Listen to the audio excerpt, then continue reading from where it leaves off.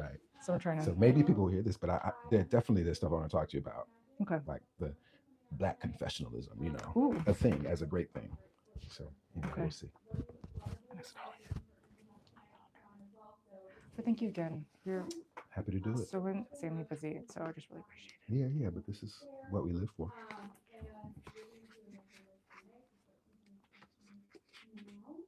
Do you want me to read first, or you want to read first? Uh, What do you?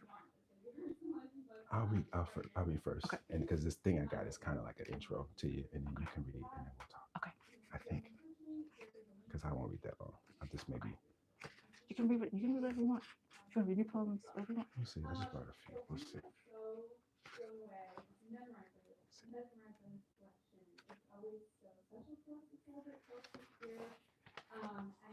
I had something wild happen, so I wrote an essay for the New York Times Okay, about the cool. Kendrick Lamar.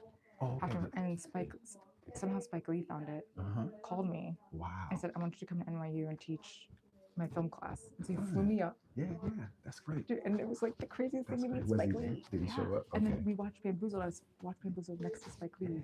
Yeah, that's crazy. And it was Yeah, crazy I've sitting hung out next with to him a him. couple He goes, Stevie Wonder wrote the song for me. Prince wrote the poem. He's like, "That's Jada. That's Damon." He still acts that way. Yeah, I've hung out with him a couple of times. He's wild. He's so kind now. He is wild. But that's fun. That's great. Huh? That's what happens. Yeah. With these things. Oh, I can't wait to hear what you wrote. It's so kind of you. We'll see. Do you get nervous before readings? Hmm? Do you get nervous? Oh, that's why I always like to have new stuff. That's what makes me nervous. Reading things I've never read out. And that's a good feeling, unless it's bad. Oh, it's not But bad. I like to try out things. That keeps me nervous.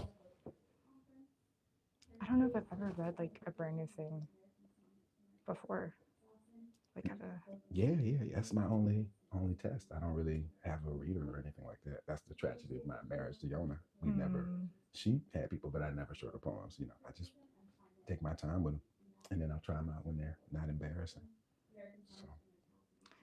Yeah, I had my students read American Sonnets last semester, and it was so interesting to read it now in the light of everything. Yeah. Well, that's how I think too. And I love seeing the American Sonnets in the new book too, but I was like, I have a question about that for you. It was the future. We're in the future now. Yeah. Mm-hmm.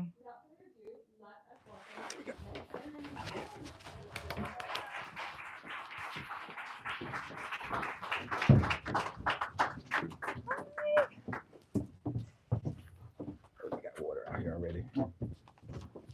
Hi, Howdy, everybody. Let me get myself together here. This is going to be so much fun. Getting to conversation and hearing poems. I mostly want to hear poems. But we'll get right to it. I'm supposed to do a Q&A too. I think I'll set y'all up. I was told I could read a poem or two to you. I wrote something specifically for the evening, for Tiana. And then we'll talk. How y'all doing? Good. Okay, let me just try these things out, just because maybe I'll just read one of them and then I'll read this other new thing. We'll see how much I sweat. Make the audio book before the book is made. Each morning, stand before a steamy mirror, talking to your reflection. Your book of poems is being printed there. The breath refracts into lines of poetry before it doubles back, splitting into multiple echoes and directions. The most important and unimportant poetry transpires when water and mirror separate you into layers, where some of it is steam in the morning, some of it is clear as glass, the future arriving. Thus, the poems may also reflect the perspective of glass you will pass throughout the day, as if a twin haunted your peripheral vision. You sit smoking when the beloved drifts toward the shower. The window is open, a path always there. Listening feels real and surreal when you look at it like a color no one has named. Outside, the machines break down the old building to build a newer building. Sunlight climbs between coupling and uncoupling bodies.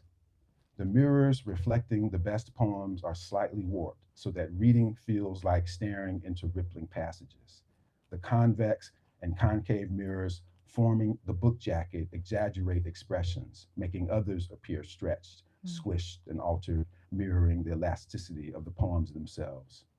Tones and topics shift like light across running water. The rain falls in the shower, sliding off a body it cannot cover in the rhythm of a strange song. You can almost hear inside it a weeping. The door is closed. It was never closed before. I don't know what that is. You know what? I think I'm gonna stop there. I just feel like I'm already getting hot. I'm already getting hot. One more new poem. One more new poem. Okay. Well, look. How about this? I'm gonna set you up because then I'm gonna read this thing for you and we'll talk. I mean, the main thing I want to talk to you about is like this notion of kind of like reclaiming confessionalism, reclaiming all kinds of terms, reclaiming the body, things that I think you're doing, reclaiming form, and like also getting rid of it at the same time. I think you're doing all of that. Why am I saying that before this poem? I don't know. We'll see. All right, this is the last one I read. See, I'm already getting wet. The woman wearing human teeth earrings. In a photograph taken of the party at the party, the woman wearing human teeth as earrings smiles with a black hole where her mouth is half open, as if in the middle of a laugh or an explanation. One of the women beside her will chip a front tooth on an olive pit or baby carrot before the party ends. The man closest to her will stumble as if over the foot of a ghost descending stairs, losing several teeth and several hours in the ER later that evening. Teeth are exposed by everyone except those who smile without showing teeth in the photo. But we hardly notice, given the woman wearing human teeth purchased in a part of New Orleans far from the fake witch doctors and fortune tellers of Bourbon Street. No one remembered what the woman said or who sold her the teeth. One is often interrupted telling stories at a party. You suggested they could have come from a mother who wore her child's teeth like jewelry. But these were adult teeth, I said, as if an adult could not have a mother still moonlighting as a tooth fairy. We were at our last party. Did the teeth hang like fangs or apples? Asked someone who had not seen the photo on the storyteller's phone. A husky, sweaty dive bar singer, some claimed was Etta James, was said to have worn her own wisdom teeth as earrings the night she sang her saddest ballads and never more bewitchingly before permanently vanishing down a bottle. The photograph of the party was taken on the phone of the host near the end of the night. Several party attendees experienced terrible, unprecedented cavities. The person who danced with the woman, whispering into her ear, lost 3 bottom teeth to a glass of cold milk the next morning. The rim of the glass was bleeding. For many of us, our teeth appear in the mouth as if the bones of the skull broke free of the body to speak. The mouth voices whatever takes shape in the heart or brain, but for some at the party, the mouth was like a newborn's, except regret wet the breath. The tongue was lonely. Of course, the first to contact people after the party was the woman who'd worn the teeth earrings in the first place. She essentially wanted to know how to discard the things. She couldn't speak. Her text claimed she woke with no teeth after a terrible dream, but she sent no pictures as proof.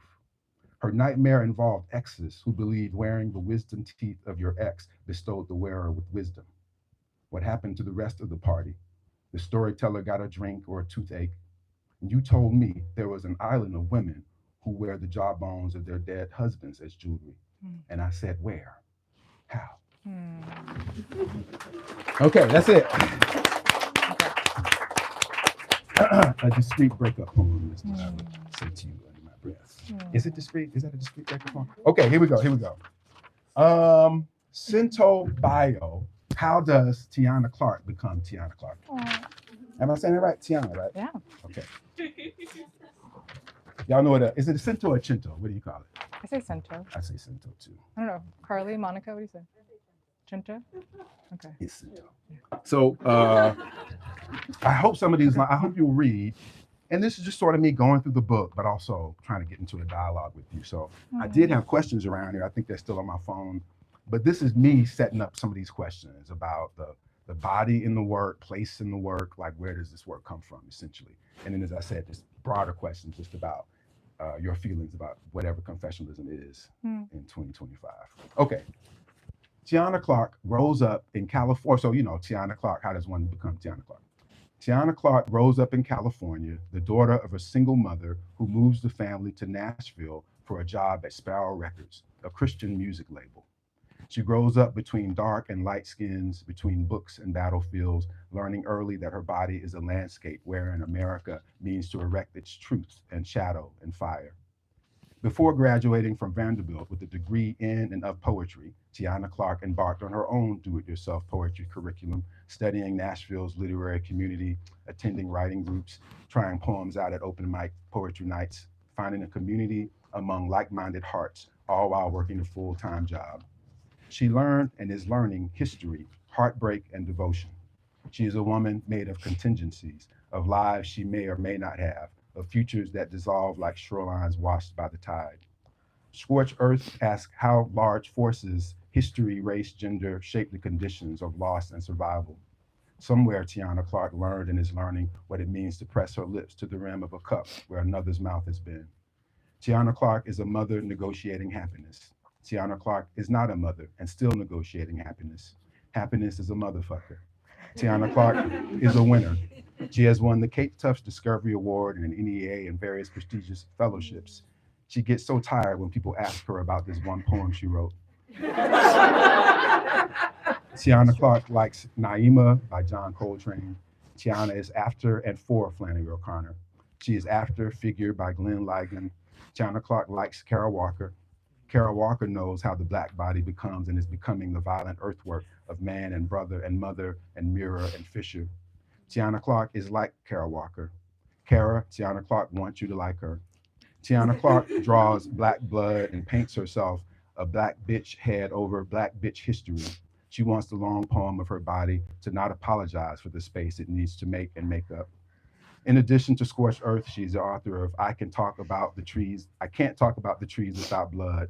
Tiana Clark is after blood, soft blood, boiled blood of not knowing, bright blood, blushing, blossoming in your face. Sometimes it's important to know about the blood before the poem starts.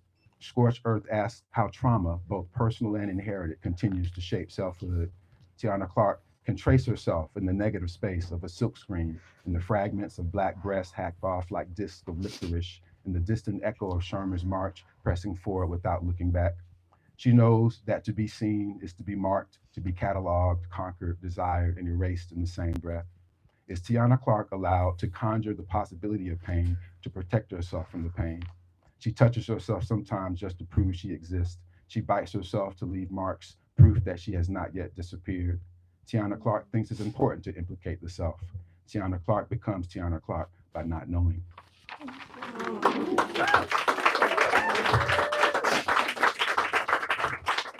So all my questions are in there, I think. And so, I mean, that's my setup. We're going to hear from you. People kind of know a little bit, of what I want to talk about based on that. And I would just say, like, read for as long as you want to read. I hope it's going to be more than 5 minutes. Is what I would say. I mean, I might need a moment. I'm like, that was so beautiful, and I'm a little verklempt right now. I can't even formulate words. Thank you so much. It's such a gift to be read and to be seen in your work. And that was such a gorgeous collage, and I just so appreciate that from the bottom of my heart. Your work made it happen. I mean, I wouldn't do it if the book wasn't what it is. I'm just so emotional now. I don't know how to talk. I don't know how to be a person. How am I supposed to? Okay. Whoo. You can read. Y'all want to talk? You can get yourself together. People got questions? Requests? Okay. Let me try to get my life together here. How's my makeup? Is it okay? Yeah, it looks good. I want her to be pretty. No, thank you so much. You're one of my favorite all-time writers. All my friends know it. And so to have your favorite writer in the world read your book and write a cento just feels, I don't know, it feels like a miracle. So thank you so much. Woo! I thought I was going to read the first Black Trip, but I kind of want to read my Kara Walker poem now. Sure, yeah, since the you, title poem. Yeah, since you kind of. I was in that one, yeah. My wonderful editor, Jenny, is here tonight, and actually it was her idea to name the book Scorched Earth. I had some other titles that weren't that great. We want to hear about that. But you referenced Kara Walker, who's on the cover. I've been so incredibly lucky with amazing covers. My first book, I Can't Talk About the Trees Without the Blood, was actually a gorgeous painting that Terrance gave permission to do. My first cover of my chapbook was Amy Sherald. And so this one is Kara Walker. So I've been incredibly, insanely lucky just to have these incredible artists. You want to talk about that too? Yeah. I did get Amy Sherald pre-Obama, I just want to say. But she was so gracious and so kind to a grad student hitting her up on a Facebook DM. Scorched Earth, after Kara Walker's buzzards roost pass. Black breasts split within a Civil War battlescape. Black breasts hewn and hacked off like discs of licorice, butter patted over a field of white men at war. Sherman's army penetrating Georgia, Sherman marching to Savannah, not giving a shit about slaves. Does anyone know where a Black woman is and is not the linguistics of a landscape? Raped, mastered, controlled, conquered, hoed, mined, fucked. Kara, why did you cut her up like that? Kara, you be knowing how the Blackie body becomes and is becoming the violent earthwork of shadow and fissure. Such discrepancy of ink.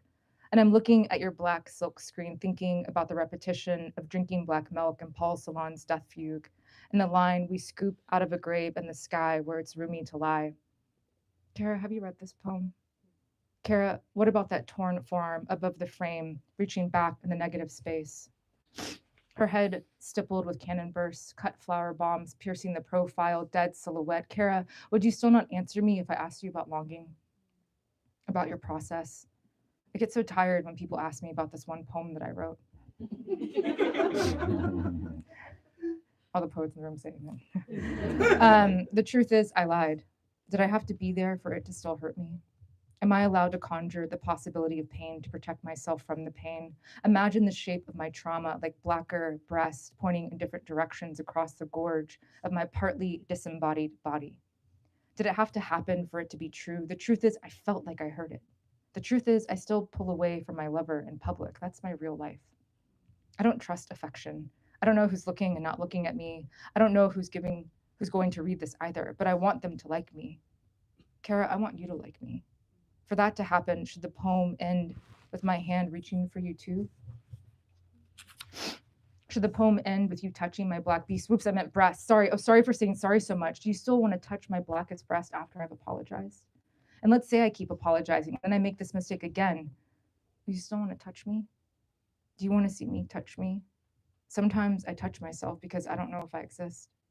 Once, a white guy in high school asked to see my brown beauties, kiss my chest for hours. I didn't want to do it, but I did it, and I've done that so many times. Does that make my breast powerful or fierce or political, or is there anything new they want to say about the art of Black femmes? If so, will you say it now? I'm exhausted and bored by this list of lazy adjectives. Say something new and then shoot me in the face 3 times, or better yet, hang me in my own cell and say I did it. I dare you. I double dog dare you. Do it. Do it. No one will believe that I was murdered. Do it. Kill me. No one ever trusts a Black woman's mouth. Kara, what that mouth do? And that lithograph stuck inside a locked room. Singing stratocumulus clouds. I guess the weather about to change. Oh, I see one thing in her mouth. I got sharp teeth like that too. I leave a mark when I bite myself. I draw black blood and paint myself, my black bitch head over my black bitch history. When I was little, I prayed to God for tiggle bitties, but they never came. Instead, I've got small boobs and large areolas that I've just now stopped being ashamed of. It's important to be specific when you ask God to win the war, or who's going to win the war. Which side? All the same when the war has always been your body, on the brink. I love my black breast. I love my black breast. I love my black breast.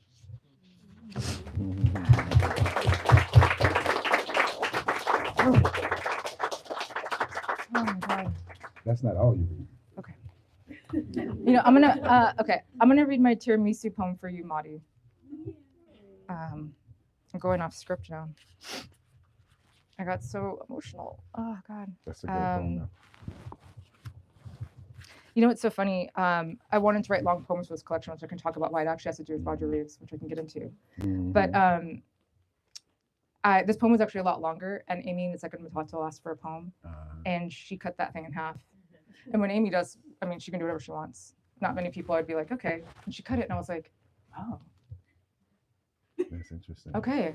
And she cut it at that line, and I was like, this is a good note for myself. I can write a short poem if someone else cuts it for me. Jenny knows that. I don't even know where the heck that poem is. Where's okay, I see. I'm on page 4 if you're following in the book. I like the way Josh says black love is radical. Tonight, I went to the park again because I couldn't stop crying. I don't remember my dreams, and when I do, someone is always dying. Someone is always grabbing my arm when I wake up. Once, I woke to my own bite marks on my bicep. Tonight, my friend Josh said he did not exist in his own romantic imagination. And I felt a zap of acknowledgement dip through my chest, like a tiny black bat skittering the delicate lake for little bugs. Tonight, I wanted to ask a better question, but couldn't, so I told Josh why I wanted to live instead. Tonight, wherever the sunset smeared the pink ghost in the sky from dusk to dust and other kinds of dreamy darknesses. Tonight, I'll probably call my ex-husband and say nothing, then hang up. I'll open the fridge and say nothing too. I'll take one more bite of tiramisu. What a delightful word. You kind of have to sing to say it. It's true, so it's like tiramisu. Right? That's right. Okay. That's right. See, we can come in and out of conversations, you know, to talk about all these things. Because I think like the difference between persona and you in the poems, like where does that line? Because like a line, like sometimes when you're reading, even the part about saying tiramisu, you will sound like a Bridget McGinn Kelly, kind of like a meditation, which is not really inside of time. It's like in the mind. And other times you're setting up these worlds that are very much like the poet witnessing, not a construction, but the poet like keeping record. So I'm jumping ahead, but you know, that poem, and even the last one, I think like, how much of it do you think of as like a persona? And how much of it do you say like, this is me, I'm trying to get me down? I love that question. I kind of think of it as an amalgamation. One of my favorite poems is by Toy Derricott, Speculations of the Eye. And in that poem, she goes, I am not the eye in my poems. I is the net I pull me in with. And to me, that net is that collage, right, of personal and imagined experiences. I did not know that poets lied until I was 25. And then when I found out that we could, two things happened. I was like shocked, but also upset, and also like, wait, now we can do that? Cool. Because I was like, I've been struggling trying to. Can they though talk about that? Like, can poets lie though? How do poets lie? Well, I think in a sense sometimes, well, let's talk about it. I think sometimes the real truth is actually boring. Because sometimes I feel like my students or even myself, when I want to stick to the facts, whatever the facts are, sometimes I think that it's a speed bump and a stickiness in the poem, because when you think about, a lot of your poems are cinematic too, when you think about a camera lens, right? And with the editing room floor, like there could be all these details that you can focus on, but some of those details are not important. Right. And so sometimes I think when you're trying to capture your life in every single bit, that's the hard part, I think, in the revision process of what needs to be cut. And I think that collage comes in, when we're all telling a story, we all jazz it up a little bit, all right? Sure. You know what I mean? Seasoning it. Yeah. I mean, there's almost like a comedian. You know the beats, you know the high point, you know how those it's almost like a wave, right? And you know where that distribution of energy. I saw that from Lana Coleman. She talks about distribution of energy. And I think it's that distribution of energy that's not necessarily the lie, but that is you massaging, fast forwarding. If you think about time, right? You're collapsing or reducing time or stretching on a moment that didn't really happen in real life, but you want the reader to have that emotional effect in your poem, right? How you feel about giving that kind of stuff away? Because don't ask me this, because the first question was like, what's the biggest lie you ever told in a poem? And then for today, I would be like, well, maybe what's the biggest lie you told in this book?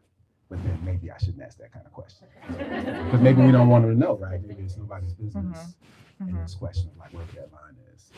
I mean, I guess maybe for me, the real truth is that there's probably more poems in here that are more true than not. Yeah. They're very, it's so funny. I make all this thing that we can lie. I think I'd maybe say it as a way to have some psychic distance. As you know, when you teach workshop, you need to have that space to protect your students. But the truth is, it is very close to the bone. But I like to have that boundary so that people don't feel like they can ask me crazy ass questions at a reading. Right. No, totally. Which is why I wrote the poem after the reading. That's right. A collection of all the wild things people have said to me. I'm sure you've had. Yeah, totally. And bringing up Toy, we're sort of getting back to it. I still want you to read some more. but I still thinking about this notion of whatever confessional, Mhm. the gesture of confessionalism is in the work. And again, kind of wanting to defend it. And when I read the book, it's not wanting to defend this as a person keeping record, as I said, even though I think that's the primary thing we want to do is bear witness, but just defend it as like a kind of freedom to the truth, or Mhm. kind of like Mhm. vulnerability that shows up in the work that people sort of maybe want to separate sometimes from Yeah. what I think of as a kind of confessional impulse. Yeah. Is that right? Like, I mean, obviously, if it's a kind of, even that divorce book is not even what I think about like Yeah. subject in terms of a notion of confessionalism. It's just a kind of openness Yeah. to the thinking inside of the poems. Yeah. So when I heard the word confessionalism, who was the guy? Was it Rosenthal wrote that M.L. essay? Rosenthal. Yeah, and I think he wrote about it as a confessionalism. Below. Yeah, is it the masks off or mask on? I can't remember. Mask on or mask off? Mask but off. mask off. Yeah. And there's a famous book like No More Masks, and it's really Mhm, interesting mhm. because I like to think sometimes too, though, writing poetry is like a Greek, tragedy, or where you put on those different masks, you put on those different personas, right? And then I'm thinking of Dunbar's, we wear the mask that grins and lies, and so sometimes I feel there's a way in which, so there's the mask, and then I can peek behind the mask, I Totally. can lie behind the mask, I can blow up the mask. So I think for me in confessionalism, it's a subversion of what I think that mask is, Mhm, and I think I want to have that slipperiness, and I think that's where the lie, right? mhm, Or we, mhm. I forgot who said it, but something like we lie to dazzle towards the truth. So I think it's that Right, pageantry. But you're right. I mean, the truth is, I think I grew up with a high school teacher who was, a beatnik, Frank O'Hara, Ginsberg, ponytail in the classroom, and he was the first one to introduce me at 15 years old to Sharon Olds and Leon Lee and Rita Dove, and for me that was so potent and so powerful. And I did write, at 15, my Daria-like self, very big emotions. And so I think that 15-year-old is still inside of me that wants to be like, this is a big emotion that I want to share. Sure. And it is closer to me, but I think, honestly, it's more in the management of energy and expectation that I probably use the theatrics of the lie to help myself in trying to, because my poems are braver than I am. I don't know if you feel that way. I'd rather reveal something in a poem, but I don't really want to talk about it. Yeah, absolutely. Does that make sense? I'd say exactly the same. Okay. Oscar Wilde also says if you want somebody to tell the truth, give them a mask. I think of it almost like makeup. Like you kind of can see the contours, but maybe some things have been accentuated if you don't wear a mask, for the performance. Here's a kind of sideways question that maybe still goes back to if we're starting with kind of where you come from and where you fit. What do you think of yourself as? Do you say, Southern poet when you talk about like where you first found poetry, or do you say biracial poet? Do you say even the Frank O'Hara thing? I think is in the work too, and this is an outgrowth of that notion. So you're gonna say I'm a little bit of all of that, but like in your mind when you're aspiring to kind of like I don't know, a position or aiming for something. Yeah. What comes to mind when I ask you something like that? I mean, I think for me, I identify as a Black poet. I definitely, so I was born in Los Angeles, but I moved to Nashville against my will when I was 7. And and it took me a long time to, I'll say, accept the South. But of course, once you leave where you grew up, then you look at it in a different way. And so now I'm really thinking about Nashville in a different way. And so I do feel like the Southern rootsness did drench in there. But now that I'm in New England, it's very, very wild to think about the South. And I'm accessing the South in a new way. But I think more than anything, I think Black poetics and queer poetics definitely are a filter for me and a guide for me. And I think more than anything, the tradition of Black poets is what rings to me probably the truest. Like going back to Phyllis Wheatley, like I love what you said. You said, I think, the National Book Award a long time ago, like it's such a futuristic idea that the descendants of slaves become poets. And so I think that idea of like Phyllis Wheatley reaching for coal and writing and that kind of impossibility till now, like that is what feels and rings like so vibrant in me, I think the most. I think that's true. And when I think of like what I love about my favorite poets, Wanda Coleman, Etheridge Knight, and what you're doing too is it's more like a nomad poetic. Someone who knows what I'm about, Pierre Gier, French poet, I think it's French. Anyway, nomad poetic, but just you hear it in the notion of like really roaming for all the rooms that make up poetry, from identity to form to experimentation. Even this notion of like trying to get your long poem together, I think is still about pushing something in language more than something around subject. You want to read something else? Okay. I want to say really quickly though about confessionalism. It's really interesting because I think I think I sometimes have an issue with that word, with the not with the word, but how people use the I word. agree. So, for example, I think a lot of people put plath Mm-hmm. in that category, and Mhm. sometimes I feel like they use it in a way to kind of almost undermine some of the work she did in form, Right. and some of the like she was a formal poet as Mhm. well in a First. deep formal tradition. So sometimes I kind of buck against it because I think, especially has been, of course we have Lowell, but I think in some way with Sexton and Plath, it's been used in this way of like, oh, like hysterical women that Mhm. were on the brink of insanity. It's interesting. It was actually Carl Phillips who we were looking at all of Plath's form poems, and he was like, "This is a mind that's actually seeking control, not something that's out of control." Right. That just really changed my point of view on confessionalism. Yeah, it's true. I mean, it goes back. Lowell was too well. Lowell was a formalist too. He'd already won I'm trying to make it a bigger word here. I had already won the Pulitzer for Lord's Weary Castle, was formalism. And then in the 50s, he did a road tour with Ginsberg. And Ginsberg was going around reading Howe. And he was reading his boring ass formal poems from his Pulitzer. And he literally was like, man, I need to get like this dude. I need to do something else. So the next book he wrote was Life Studies, which is Lowell's version of confessionalism. It's his version of a Howe. It's his version of like whatever the beatniks were doing, which is to say, confessionalism has its root in Allen Ginsberg and the beat gesture. So again, there's a way that it gets much bigger than we think of it in terms of like his students. And again, it has a kind of restlessness that I do identify with what your work is about. And so that both of them coming out of formalism into whatever that kind of looser style was makes perfect sense to me as to say what's underneath confessionalism. Even there is something about structure, I think, that tries to hold it together. I love life studies, and one of my favorite poems is Skunk Hour, and then also to read that in conversation with the Armadillo with Bishop. But then I wonder too, you bring up Lowell and thinking that pressure to confess, and then but what's the extreme of that when we get to the dolphin and he's using his ex-wife's letters against her permission, and then Bishop's like, is art worth that much? Because like then where's the inflection point with confession, right? That's right. And it is about, again, openness, because we also know he's still keeping a lot of stuff out of those poems as he's going and telling other people's stories, even with Bishop. And again, this gets us back to, I still like, I think about whatever Sharon Olds would have done with that notion from the 60s. Again, I think about what Toy Darracott does with this notion of witness, I think is what we might talk about. And then again, this notion of what you're doing with it. I mean, it would have to be some sort of essay. You mentioned, Toy, you say like the mother's name inside of the book, and you kind of volunteered just now.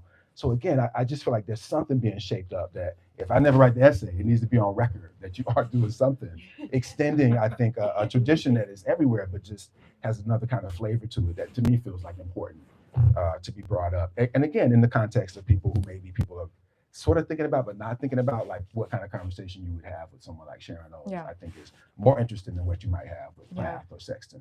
I so appreciate that. I think, going back to this idea of talking about the body, I think Sharon taught me how to talk about the body. And so for me, it's like, I grew up in church and I had all these questions that I felt like I wasn't allowed to ask. And then when I was reading Sharon Olds at 15, and it just felt so sacred, but also so divine and so irreverent. And I was like, well, are you allowed to say this? Are you allowed to do this? And it felt so potent. And I think that was an initial impulse for me of, oh, I'm allowed to talk about the body and all its leaking, drippy, juiciness. Like nobody does that like Sharon Olds, like the way she talks about spit or this, I don't know, she just does it in this fantastic way. How about one just out of that? And then we can do something, we can open up or you can keep reading. But I would ask you just again about the transition or what we figure out between books. Did you think that that's been true, or did that change for you, this idea of like what goes in the poem between the two books? Yeah, with this book, my first book, I think like a lot of most people, was very much an extension of my MFA. So it still felt like I was like, make professor happy, like, which there's nothing wrong with that, but with my second book, I was like out of grad school and I was like, I will break every rule that I know and I will speak back against my workshop. I mean, they're all lovely, but it was a hard time for me. And I think it was like the first time I was like truly unfettered. I've actually been thinking a lot about Phyllis Wheatley and like her first book. She's still writing in a subversive way of knowing that like she has to appeal to white abolitionists. She has to kind of appeal in a certain kind of way. We don't have her second book when she was free. And so this book for me was like, I'm taking off all of the chains that I put on myself, all of my insecurities, and I'm going to say the damn thing and do what the hell I want to do. And I want to, I've been thinking about sonnets. Like you say, a sonnet is a room you can scream into. I've been thinking about John Donne, like we build in sonnets pretty room, but what if you want to destroy that room? What if you don't want it to be beautiful? Right. And so I was like, actually, I want to go in and just like break shit Mm-hmm. And Mm-hmm. so I was really interested in form. Your work really teaches me how to play with form. There's a playfulness, I feel like, the Etheridge Knight, police form or Uh-huh. breaking down the sonnet. To see you play with form gave me permission to play with form. I've been thinking about play a lot. Mm-hmm. Mm-hmm. And the thinking about when you're safe, you can play. And I didn't feel safe for a long time. And I actually think it was my graduate school that finally gave me the financial funding to feel safe. Sure, And so sure. with this book too, I was interested in the long poem and the capacity of a long poem.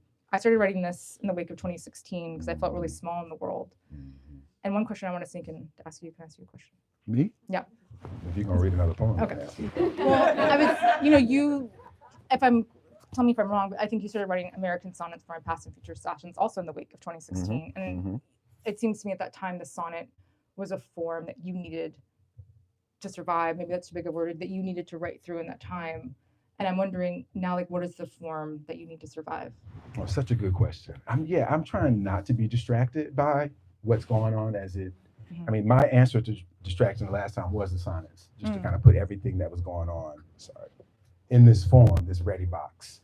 And now, of course, people are asking about it because he's back in office. And I say, kind of like with a little bit of kiss my ass, it's first of all, it was the past and future. So we are in the future now. Yeah. So I write them again. I knew then that they were coming. And look, I want to say this to you too. This would be like kind of inside baseball comment to you about what risk is, because I knew even then when I had written it that there was a way when I would go out that people were still pushing in a kind of way about like almost like it's not that bad, or there was a way that people sort of, I mean, Tribe understood it, if you know what I mean. Like it's still science for somebody trying to kill you, so it's not even as black and white as people tried to make it. And so now people kind of want to talk about it, and I'm like, hey man, I already wrote that. It's past and future. It's a new day. It's much more extreme, and I actually don't know yet exactly how to hold it. So I still have like my regular writing practice or whatever, but I feel like, I mean, I wrote some sonnets, but they're not. And you can see some of the sonnets in the last book. I do not want to be writing about him. I do not want him to be distracting us from the work that we would like to do, like get into our own basements. So that's kind of where we are now. And I feel like everybody else trying to look for the best sort of route. And it might not be in the poem.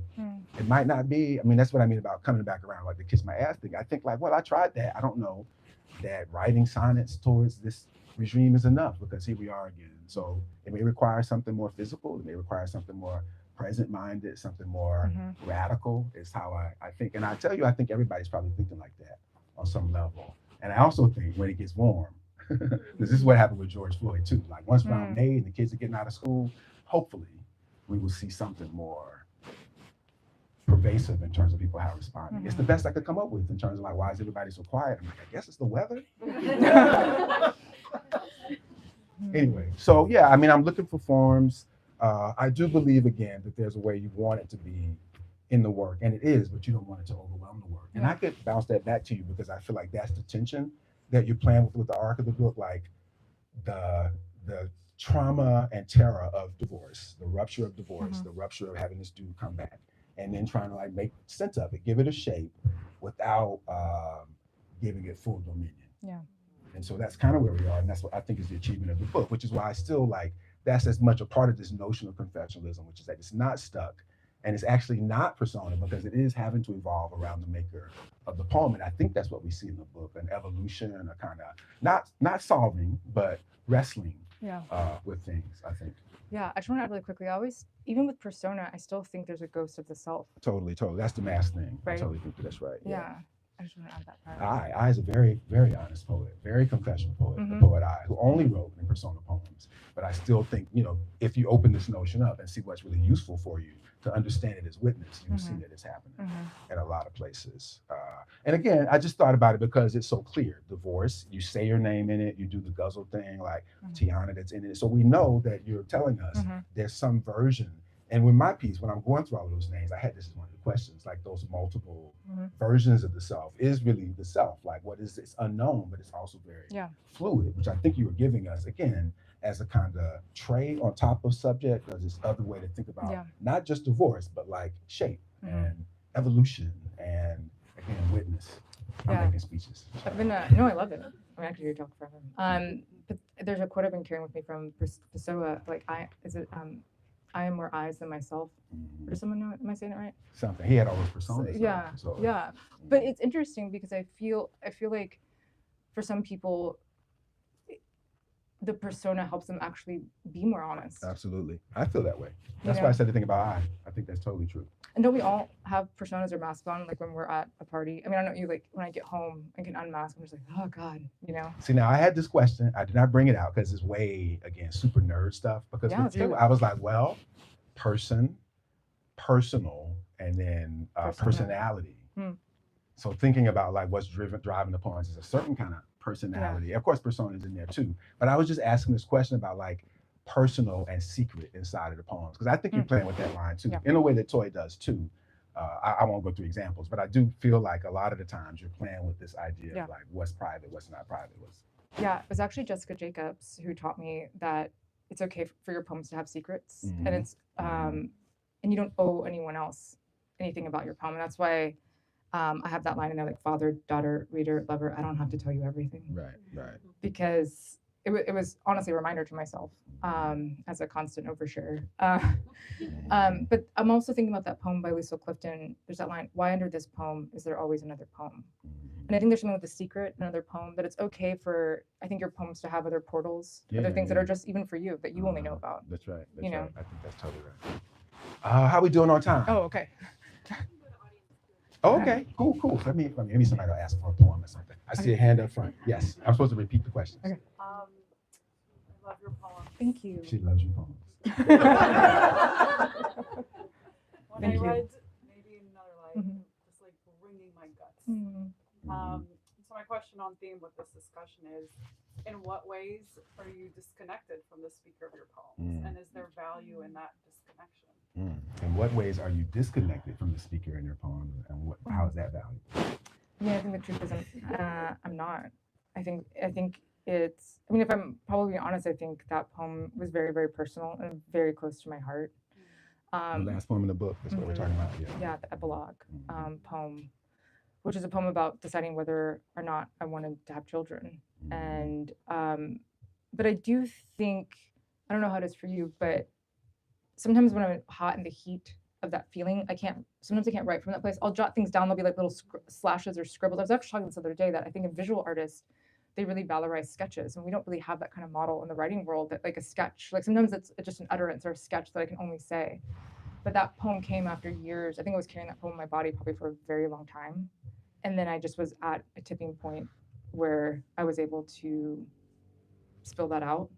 So I would say for that particular, but I also think every poem is like a comic book pain. Like it's a world that you can create and destroy. But in that particular world, that one was very personal and very much connected to me. Yeah, I appreciate you loving that poem. Yeah. She also said about visual art. You guys didn't hear her. She said, "Can you talk a little bit more about the visual art connection, because that came up earlier, right?" She heard me mention it, and she said, "Well, what is this thing about you and visual art?" I love. My time is done. Yeah. I just love the aesthetics of a poem. I love the visual aspects of a poem. And a lot of my poems, especially with this book, were very long. And I'm always thinking about the eyeballs of the reader and how to have like a dynamism in the reading, or a dexterity. Because I think the eyes can get tired, especially in a long, dense poem. And I think the form informs the content. You know, a prose poem is really interesting. It's really cheeky to me, because a lot of people, I think, feel more comfortable in a prose poem, but then you can hide a lot of shit in a prose poem, because you're like, oh, you think you're comfortable, but actually this is a sleight of hand, right? And there's a way in which the prose poem could be claustrophobic, right?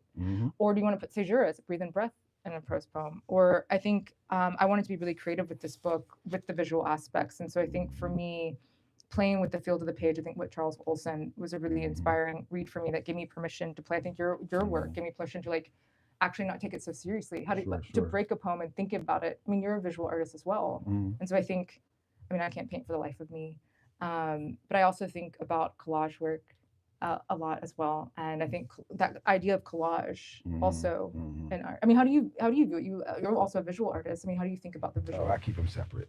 I try to keep them separate as much as I can. Although today I was like, an activity of just following the color through the day. There's your first assignment.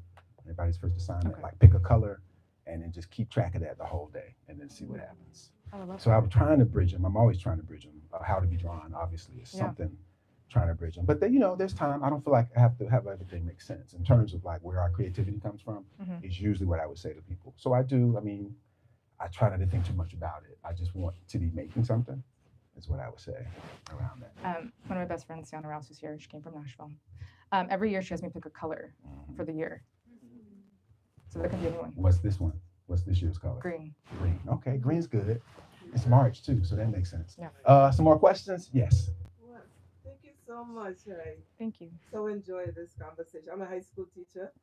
I teach science, but I'm a poet as well. I love to write. So sometimes I'm working with teens and I'm telling you could like this and this all at the same time. What is some advice you would have for children, young children or teens that it's okay that right you could be a scientist like I love to be at the bench, I love to be researching, but I equally enjoy reading and writing poetry in order to push them to it's okay, no one has to define you that you're this or that. Hmm. I think for me, it's just exposure.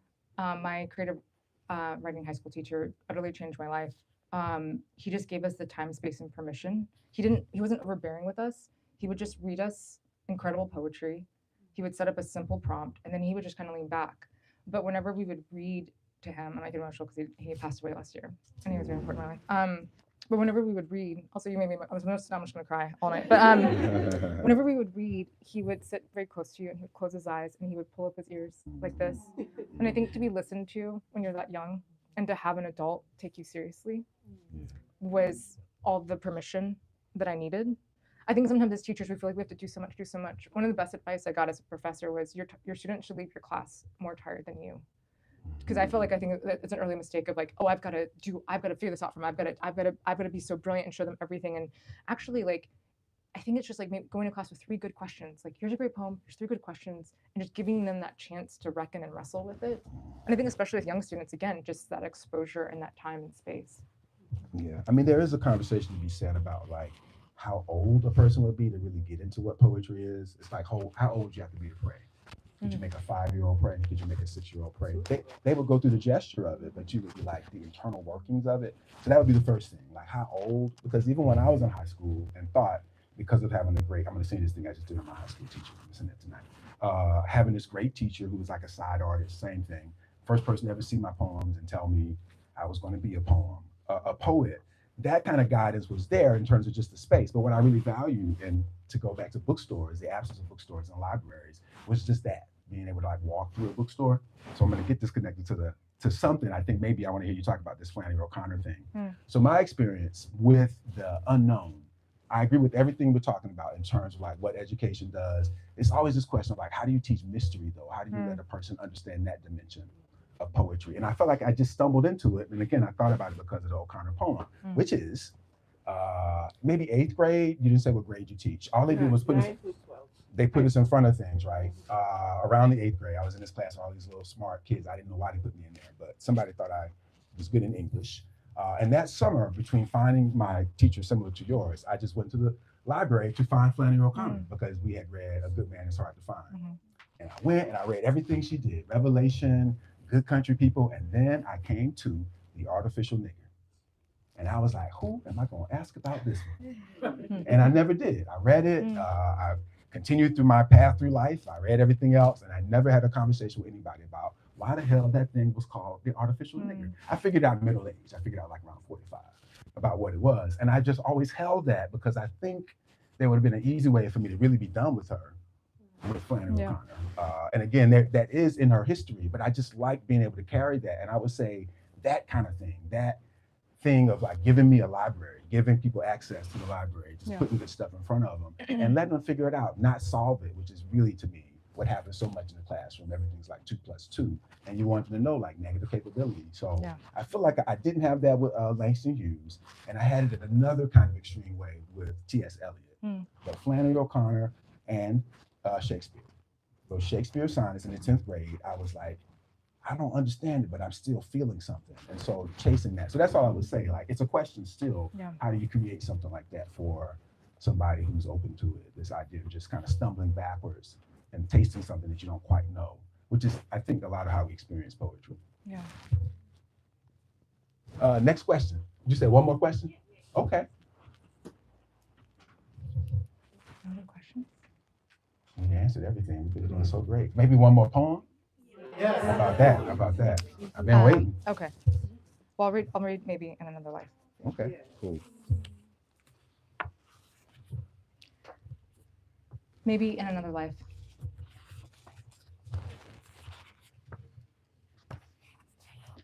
I think of the kids I may or may not have. I think about their hair, the possible dark brown curls, baby fingers tapping on my face. I haven't made up my mind yet, but my body is making decisions before I'm ready to make them. I can't seem to say what it is I want out loud. I can almost see all my different lives, almost taste them, like trying to catch the tail end of a cinematic dream before it evaporates. I want to capture it, a glimpse, sneak a peek at each distant future before the Viewmaster reel clicks. I want to follow the perfume of each life I could live and linger in it. The vanillas, milk leaking from my breast, cereal, the piquant odor of parenthood. The one where I am a mother negotiating happiness. The one where I am not a mother and still negotiating happiness, beauty, and rest. Almost 39, and I've never loved myself more. Yet nostalgia wavers all around me, like a montage of mirages, muddling memories, complicating hope, making me miss things I've already mourned. The bargaining, and a bitch. The bargaining aspect of grief, to constantly release that which I've already let go of, but how the water in my mind brings it all back like the flood current each day, and each morning in the ebb, I see the sea floor for what it is. Another landscape of loss and renewal, another augur deciphering the tea leaves in the tide pool, revealing the children I might never name, have, or hold. There's a finite number of eggs and books inside me. I'm trying to release them. I'm trying to mourn the possible futures bursting before me and the fantastic finale of fireworks bursting in my mouth like red caviar as I try to find the right words to say goodbye to little faces I can only imagine. I'm not sure what I want. Each decision seems to dissolve at the edge of the beach, softened by the watercolor cream of winter floating above the same shore where Eliot wrote The Wasteland after a mental breakdown 101 years before me, writing, "On Margate sands, I can connect nothing with nothing." I keep looking at the gentle waves for answers without trying to make another metaphor. What if the image of what I'm feeling is too heavy to be carried over into language? Maybe in another life, you get to live out all the lives you've imagined. Maybe in this life, I've become who I am by not knowing. Awesome. Thank you so much, Terrance. It's my pleasure. It's a great way to spend the Friday night. Give it up for Terrance. Thank you all so much for being here. Thank you. I feel so lucky to have been here tonight, and I know everyone else probably feels that way too. So thank you so much. This was so special. Thank you, both of you. And I really assume you want to buy more books because obviously those are all up front. Get them for your friend who you just want to surprise. You're hanging out with your friend, get a book, The signing is going to happen where my coworker is pointing right now. And I'm going to take Tiana right there. I know you probably want to hug and everything, but we're going to go right back there to start the signing. My coworkers are going to be picking up some chairs, so if you can take all of your things with you. Not yet. We are going to be moving tables eventually, just to make it look like a bookstore again. So when that happens, just be careful. And thank you all so much for coming. Yay. Thank you, Terrance. Are you a jet? No, we're not. Are you a jet? Are you?